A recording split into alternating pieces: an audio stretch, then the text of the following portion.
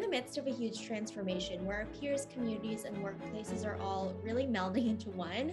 Welcome to Reimagining Company Culture. My name is Tina Giordano, she, her, and hers, and I'm the Partnerships and Community Manager here at AllVoices.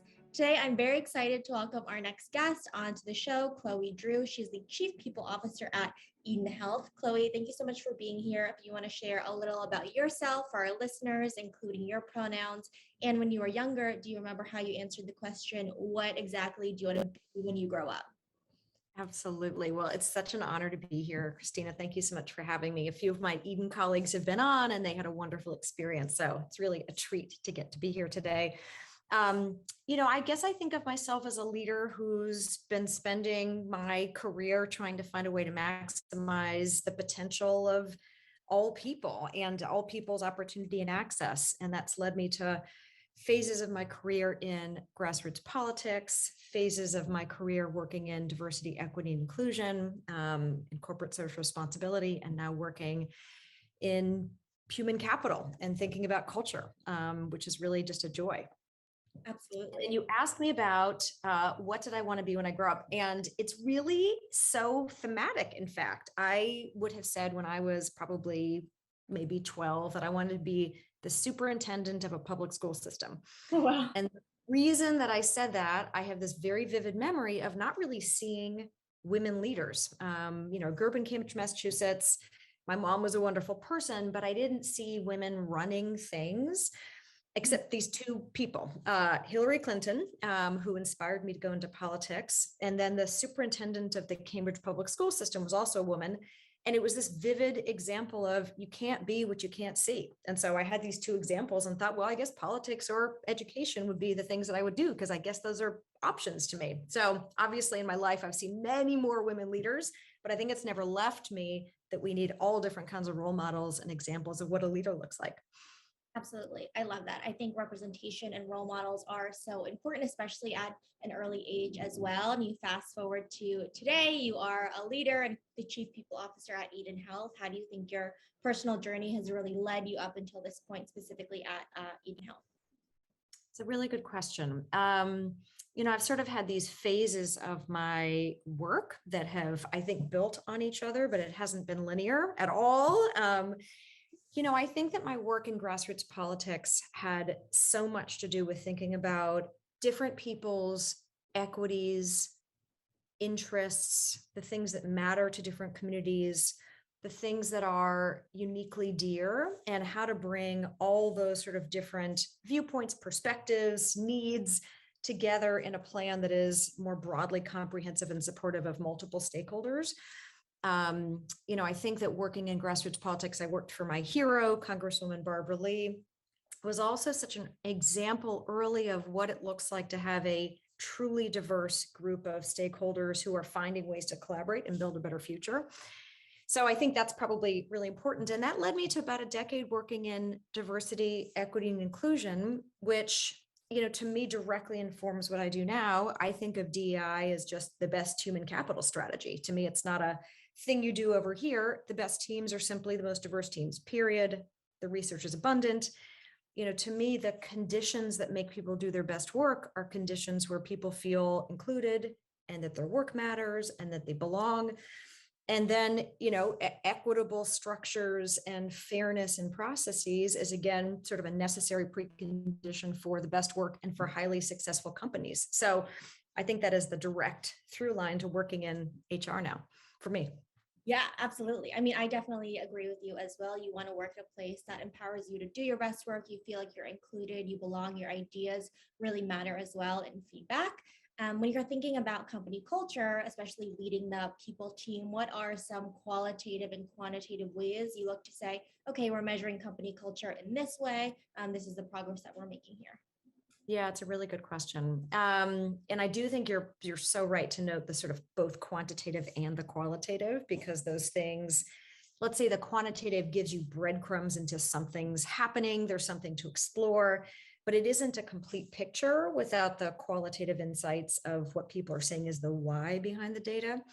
So one really important thing that we do is we do a lot of surveys. We do a quarterly pulse check on our team dynamics, and then we do an annual survey on engagement across a range of different metrics, including enablement, including inclusion and wellness.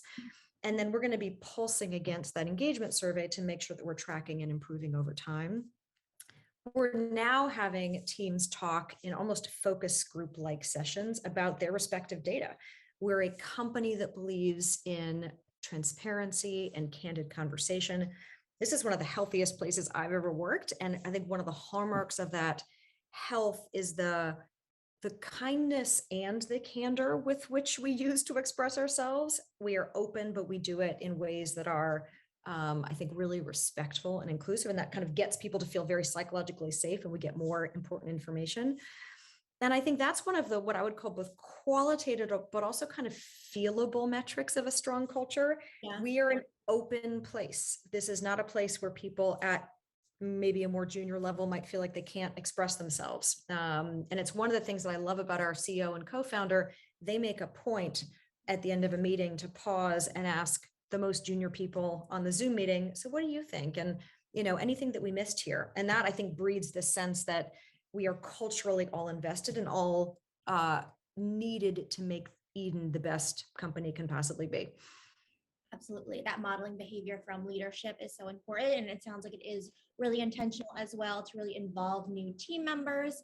When you're talking about kind of elements of culture around transparency and candor and making sure people feel included, I noticed that the team has been growing really quickly and continuing to scale. How are you thinking about, keeping that intentionality behind people design and really scaling out company culture as new folks continue to join the team?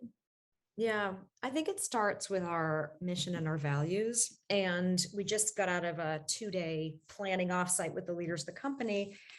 And we spent the first, almost full half day regrounding in our mission and how that expresses itself in the ways that we behave and make decisions.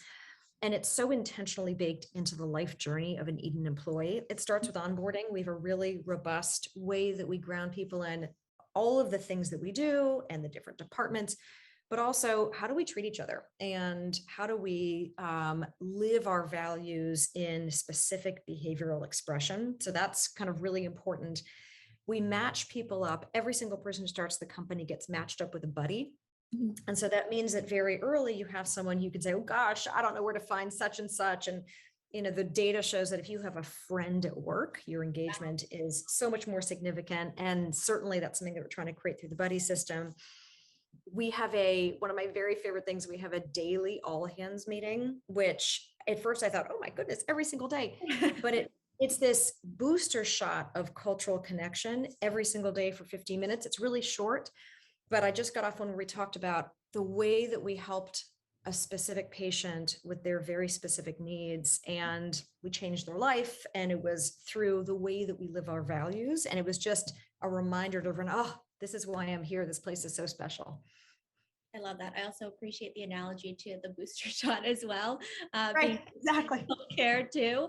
But it's really important. It can be, really easy to get into the day to day and not see the impact you're making at a high level. So telling those stories, the impact you're having on patients is really important. I do want to go back to a couple of things you mentioned in terms of deep-rooted work in equity, which I think is incredible and also really important, especially today, for inclusion and equity at Eden Health. What does that kind of look like in practice, knowing that each organization is at a different part of their equity journey, and of course being in healthcare as well? Yeah, it's a really good question. Look, I think of these things as inextricably linked to each other. Often companies will focus on just the D representation and forget about the inclusion and the equity. So I guess I'll say a few things. One is, what you don't measure doesn't matter. So we are very intentional about measuring the representation of our team. We have a set of goals around what we want our team to look like. And by the way, not only does that produce the best performing teams, but our patients are diverse. And so we want to make sure that our team is reflective of the rich complexity of the communities in which we work and serve. I'll actually, because I talked a little bit about some of the things that we do around inclusion, but I'm thinking a lot about equity and fairness and consistency as it relates to how we assess performance, probably top of mind because our performance cycle is coming up. Yeah. But so much of the way you evaluate performance can be bias ridden. All of us are biased, and we're emotional human beings. And what's right in front of us is the stuff that we think of most quickly. And what's been shown to be true, I guess I would offer a few things that we're going to be doing in the upcoming cycle that are proven to be effective mechanisms of not eliminating, but sort of disrupting bias enough that we can be more specific.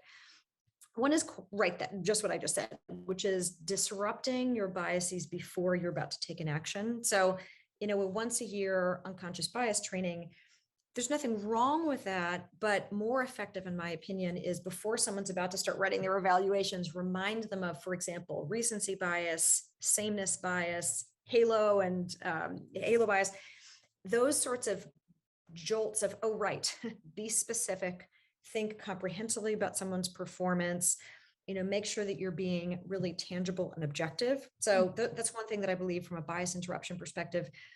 I'm also a big fan from an equity structure perspective in the sort of process of calibration, which is this rigorous series of meetings where managers discuss the ratings and promotions that they're recommending. Most people will know what calibrations are, but I find it clarity setting about what's the performance that we're trying to drive. And it also is a moment to de-blur or to demystify words that can be used as placeholders that people won't challenge, like gravitas, or, well, so-and-so is just such a good person. Well, what does that mean? And why does that mean they should get promoted? And what does gravitas actually mean? And let's be specific. So that's a structure that we care a lot about Eden as a way to drive equitable decisions about performance. I think especially in terms of performance reviews and understanding what expectations are around your job, what these words mean, having a common language is so important as well. And you're right, we all have bias, and it's really important to understand the historical and systemic kind of approach we're taking to it too, and provide folks the resources to really interrupt and disrupt that in the workplace. I know over the past 2 years, it has been extremely challenging, but a lot of opportunities to make processes more equitable and redesign structures. Can you tell us about a system or process that was redesigned at Eden Health to be more equitable? Yeah, I think I would point to the way that we hire. So I talked about having metrics, but our VP of Finance, who I think maybe some of you all have talked to at some point, Nyla Khan, she's a real committed DEI thinker and strategist. And she's done so many of the right things about the ways that we assess our talent. And I would sort of point to two. One is that we are competency based in the way that we assess the people that we hire. And so that allows us to be consistent and objective across a range of things that we've determined are essential to fill out and make rich and complete a certain team. And we're really rigorous. Everybody has to think about the competencies they're assessing for and compare candidates very thoughtfully against those skills and competencies. So that's number one. Number two, and this is equity, but it's also inclusion. As part of our competency-based assessment, we also have a values assessment. So we are making sure that somebody is thoughtful about the team that we're trying to build, and is going to be someone who believes in culture as an operating system for an organization. And if someone doesn't do well in the values assessment, we think very seriously, and often we'll say, we just can't have anybody who's going to undermine what we stand for and believe in. So there's many, many more steps to it, but those are a few structural choices that we've made that I think give us better team members. I think those are good examples of really operationalizing that equity and opportunity for growth in the organization as well, and being really specific, providing those examples. We've talked about kind of the day-to-day job, the role of leadership, and kind of new team members joining as well. But I definitely want to ask around inclusive benefits. Can you tell us a little bit about inclusive benefits and what that looks like at Eden Health too? Yeah. So, this is going to sound a little bit like a funny one, because maybe it's not a benefit so much as it is just a choice that we've made about work. Yeah. One of my favorite elements to our culture and the way that we have structured how people get to work is that we're a remote first company. And it's a choice that obviously many, many companies had to make during the pandemic, but we've decided it is going to remain a way that we get the very best talent from anywhere, but also that allows people to live the richly complex lives that we live. I've got 2 little kids, and they're 6 and 4, and my daughter was in quarantine 2 weeks ago, and that threw my whole life as a working mom up on its head. And if I'd had a job that expected me to be in the office 5 days a week, it would have been incredibly challenging. Now, instead, I was able to work just as hard, but do it while having my daughter on Zoom class in the other room. And that to me is an incredibly inclusive, respectful way to think about workforce. So I think that that's really, really important. And then we have a range of benefits that think about the sort of whole person and the kinds of things that people need, certainly while they're at the office, but also we have a very generous, in my opinion, parental leave, as well as benefits when people come back to make sure they can get back on their feet after having a child, either as a birth parent or as an adoptive parent. So, and it's interesting, we're going to be looking more broadly as we grow at our benefits next year and making sure that we're sort of fully reflective on an annual basis of the things that our people say that they need. I love that. I think that's really important as well. And you mentioned kind of supporting the full person outside of the kind of 9 to 5 or traditional work hours as well, because you mentioned that you're a parent, there's a bunch of caretakers in the workforce as well. And with everything that's going on health wise, people are dealing with a lot. And I think along those lines too, which is a good thing that's coming out of a huge challenge, is an opportunity to discuss and perhaps destigmatize talking about mental health in the workplace as well. What resources are available to support the mental health of your team? Yeah, we're such an interesting company because we're a healthcare company and Yeah. we have providers who deliver primary care, and we also have providers who deliver mental health care. So, in addition to the traditional benefits, we have employee assistance programs, we have time off for people who need time off, but we have this incredible other set of ways that we behave culturally and set of resources. And so I'll probably cite two. One is that we are actively engaged as a company in a conversation that is, I would say, broad in its articulation of certainly mental health issues and well-being issues, as well as other dynamics that people are experiencing socially and in the streets around social justice, which also, by the way, impacts people's mental health. Yeah. There's a series of lunch and learns, or probably they're actually mostly in the evening, but of dialogues that we've been hosting for the past year and a half called Open Discussion, where a lot of really tricky but important human things are discussed. And it's a range of things. We had a lunch and learn, but so then, in terms of the resources, we have practitioners who do this work for a living. And so just a few weeks ago, one of our colleagues hosted a lunch and learn on well-being and mental health. And it wasn't theoretical, it was certainly grounded in the science, but that it was very practical and tangible in the things that she is learning about and advises patients about. And we just had another one that I literally just got off of that was a story of how we helped a patient through a mental health challenge. And then I was able to hop on and say, and here's the ways that we can help you as Eden employees. So I do think that so much of mental health support is about resources and benefits, but it also is about destigmatizing and talking about these dynamics. So many people feel alone with them. And I actually think we're doing something special to help make much more open and frank the conversation about you shouldn't be alone. And many of us experience this. And here's what we can do to help.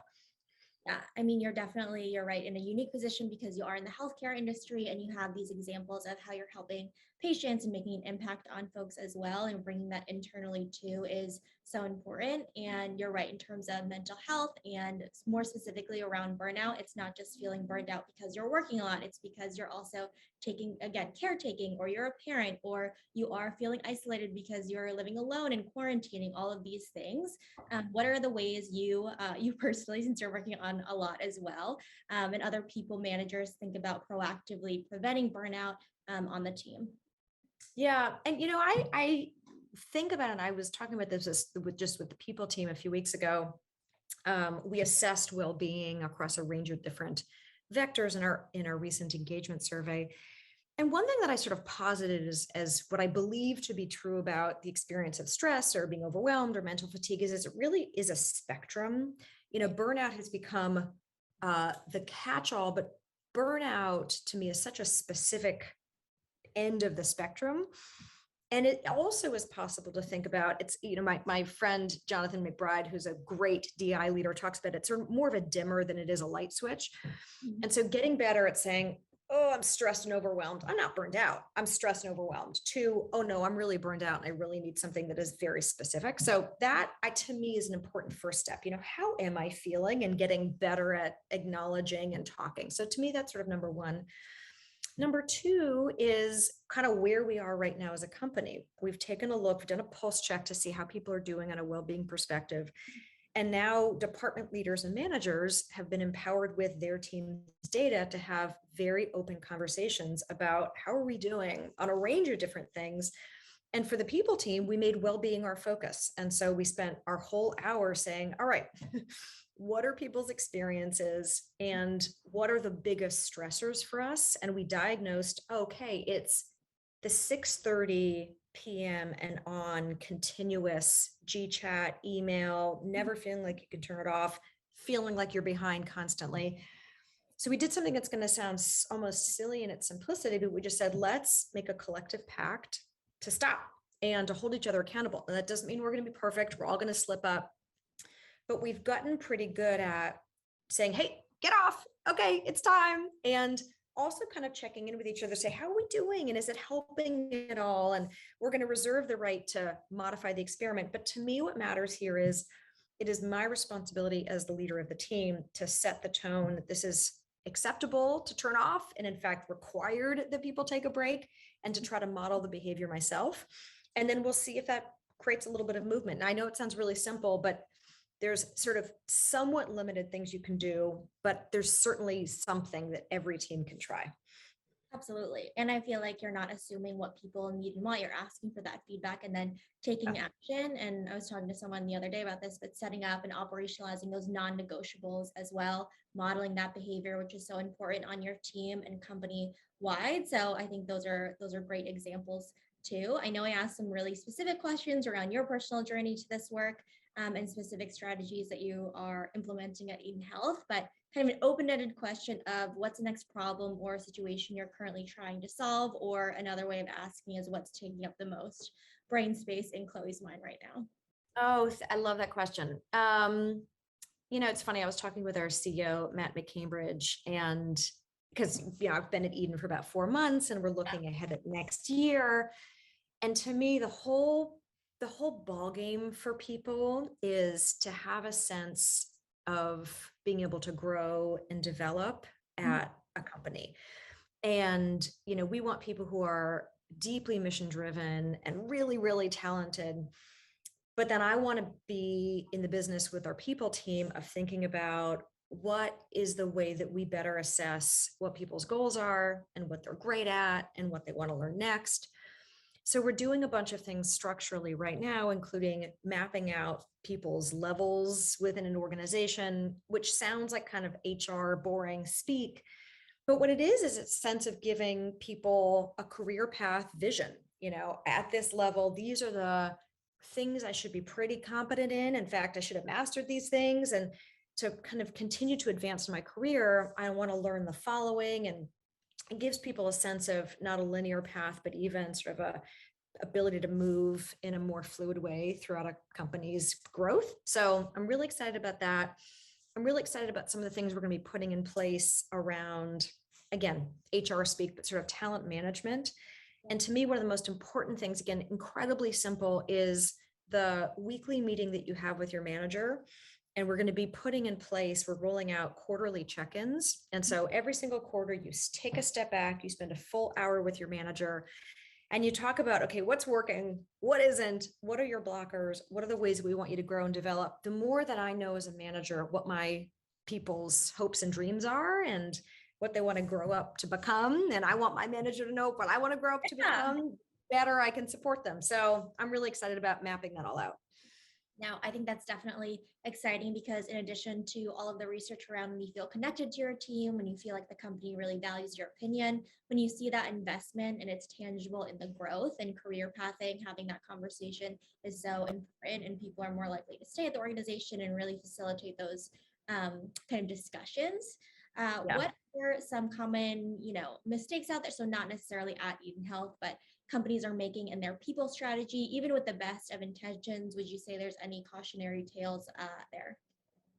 Yeah, there's this interesting dynamic. Someone asked me recently what my favorite HR book is, and I said, there's many that I love to read, but the playbook has just been ripped up and recreated. And so to me, it's not a book anymore. It's a kind of rapid experimentation that HR leaders are immersed in. And so I'm sure there's mistakes that are being made, but I also think that people are being pretty bold and creative and trying to do things differently. And it's this I hope to see a whole new crop of CHROs be developed from this period where people have looked at HR so differently than they ever have before. Mm. But I will say that something that doesn't seem reflective of the future, and I'll just give you, this is somewhat anecdotal, but also was supported in the big research. Just in the past 2 or 3 weeks, I've had no less than 3 candidates say to me, the reason that they are interviewing with us is that their company organization has ordered everybody back to the office 4 or 5 days a week, and they just can't do it. Maybe they're a working parent, or they've just figured out a better balance to their lives, and they're not willing to do a 90-minute commute 2 times a day. And I really love that we are thinking differently about how people work and the ways, and not just physical ways like the physical plant, but also the time of day. Some people are morning people, some people are evening people. So I think that's something we're getting right. And that I think companies are being a little stricter, are unfortunately going to lose some talent, I think. Absolutely. I mean, we're seeing so many candidates looking for that flexibility as well, and understanding and being open to when they're doing their best work, being efficient too, flipping the workday on its head. It sounds like the next generation of chief people officers, CHROs, need to be innovative, creative, and flexible. Is there anything else you would say is a must-have based on your experience that folks need? Yeah. I don't know why this quote just keeps on rattling around in my brain this week. One of the former heads of the London School of Economics, and I'm going to butcher this quote, but it was something along the lines of, we used to rely on our muscles, and then we relied on our brains, and the next wave is going to be reliance on our hearts. And I think that HR is structural, and it should be data driven, and it should be tech enabled, but we're also dealing with human beings, and human beings sometimes on their worst day, hopefully on their best day, but sometimes on their worst day. And I believe so much in people leaders and people in this function being deeply empathetic and building trust and making people feel seen and respected, and thinking about the very personal journey that is someone's time through work. I think the personalization of HR is something that just hasn't even been considered, because so much of HR leadership is building things for scale in one way, but that's not really how people are. People learn differently, and people have different needs. And I think that, back to the mental health well-being conversation, to some degree, mental health and well-being benefits have to be so tailored and so specific, because everybody has a different need. And so empowering managers to work with their people, but what they specifically need, to me, is a better model than, okay, well, we have this, thing over here that applies to everybody. Well, then usage is low, because that's not actually specific enough and personal enough for everybody. Absolutely. Personalization and customization is so important, because every employee, every person is at a different part of their life journey, their career path as well. Having that conversation, not assuming, again, what people want and need, is important. I'm sure you have many of these, but I always like to ask people to, do you have a recent favorite learning moment in all the projects you're working on or day to day? Yeah. I have a million every single day. I think one of my favorite learnings from this week was watching a couple of our medical providers in action. Mm-hmm. And this is my first time in healthcare. I've obviously been a recipient of healthcare, but it was amazing to watch a couple of my colleagues this week think through a patient problem with this level of, and it was this fascinating combination of rigorous science, but also deep, deep, deep caring. I mean, these are some of the loveliest human beings I've ever met, and they're also scientists. And it was this combination of the sort of head and heart at work that produced, I think, this hopefully quite good outcome. But it was awesome. It's this different discipline for me to observe, and it was really inspiring. That's awesome. I think that a lot of healthcare practitioners, especially over the past 2 years, are really inspiring and definitely a different level of skill set that I personally have too. So definitely Yeah. appreciable. Chloe, is there anything that I didn't ask that you want to share with folks who are listening, or maybe 1 to 2 key insights you want to underscore, bold, highlight that you hope people take with them after hearing our conversation? Um, look, I just think that this is such a moment to be in the people, HR, human capital business. And, I'm really excited to see how CHROs have taken on new things and are thinking broadly about everything from human capital strategy to workplace to well-being to, all of the ways that we think about ourselves even as community members. So I'm just delighted to have been on today. So thanks so much. Absolutely. Thank you so much for sharing your insights and personal journey with us today.